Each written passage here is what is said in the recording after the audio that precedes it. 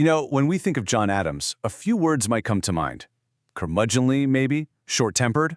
But there's another name for him, the Atlas of Independence. He was called that for the incredible weight he carried to help create a new nation. Today, we're going to tell his story, a story of fierce principles, heartbreaking sacrifice, and a life lived right at the center of a revolution. I am but an ordinary man. Those are his own words. He really saw himself as just a guy who happened to be in the right place at the right, or maybe wrong, time. But that humility, it just scratches the surface of the brilliant, complicated man he truly was. This quote really sets the stage for everything. So, let's really ask that question. Who was John Adams? Beyond being the second president. Let's peel back the layers of the historical figure and find the person, the lawyer, the husband, the father who helped build a country from the ground up. To really get who he was, we've got to go back to the beginning, back to colonial Massachusetts. This is the forge where his character and his unshakable beliefs were really hammered into shape. So, his early life, on paper, it looks pretty standard for the time, right? He's a farmer's son, goes to Harvard, becomes a lawyer. But the most important thing on this list, the real game changer for him, was his marriage to Abigail Smith. She was his intellectual equal in every way, and their partnership became the absolute bedrock of his entire life. And here we have a moment that tells you everything you need to know about his character. Picture this, it's 1770. Tensions in Boston are at a breaking point after the Boston Massacre.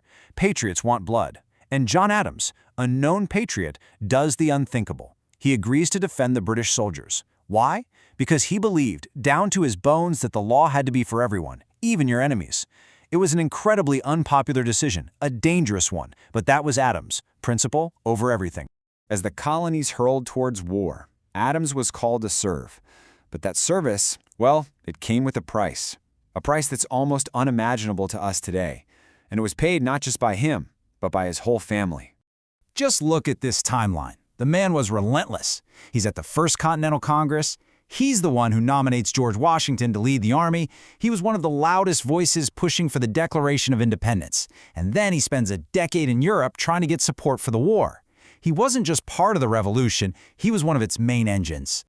And while John was off doing all of that, what was happening back home? Well, that's where Abigail's story is just incredible. She wasn't just waiting for him, she was running the farm, raising their children by herself, and facing the daily dangers of a war that was practically on her doorstep, all while being his most trusted political advisor through thousands of letters. And this is the human cost behind the history books. They were separated for years at a time. John missed seeing his own children born. And then, in 1777, in just a heartbreaking turn, Abigail suffered the loss of their unborn child, and she had to go through it all alone. That's the kind of sacrifice we're talking about, a deep, constant, private grief for a very public cause. So after the war is won, you'd think maybe he gets a victory lap, right? A quiet, successful presidency? Nope, not for John Adams. His time as president was less of a celebration and more of a brutal ordeal, trying to hold a brand new country together. And here's why it was so tough. The country was basically split right down the middle. You had Adams and his party, the Federalists, on one side, and on the other, the Democratic Republicans, led by his own vice president and his old friend, Thomas Jefferson. They had completely different visions for America. And let me tell you, this was not a polite debate. It was a bitter, personal, political war.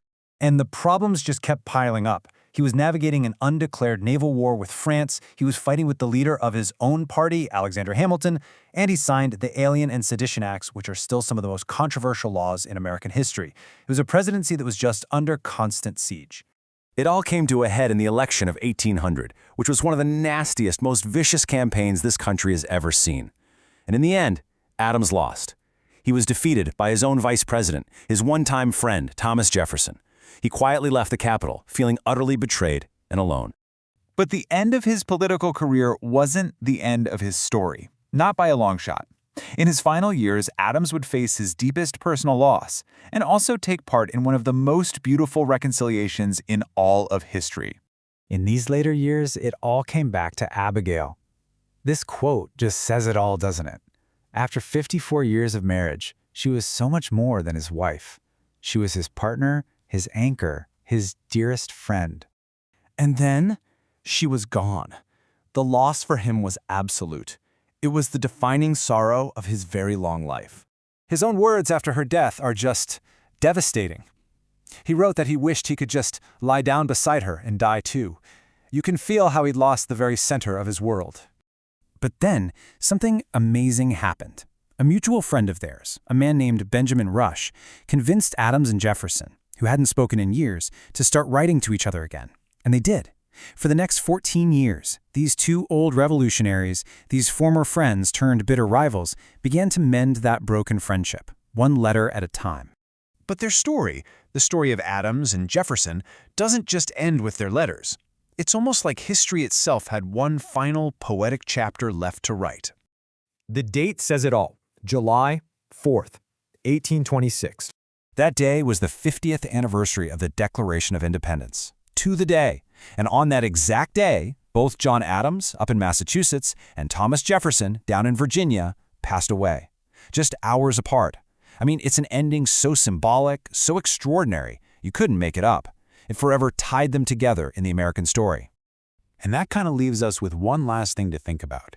For a man like John Adams, who achieved so much and sacrificed even more, what's the real measure of his life? Was it the presidency? Or was it that incredible 54-year love story with Abigail and the remarkable friendship with Jefferson that he managed to save from the ashes? It's a question worth pondering.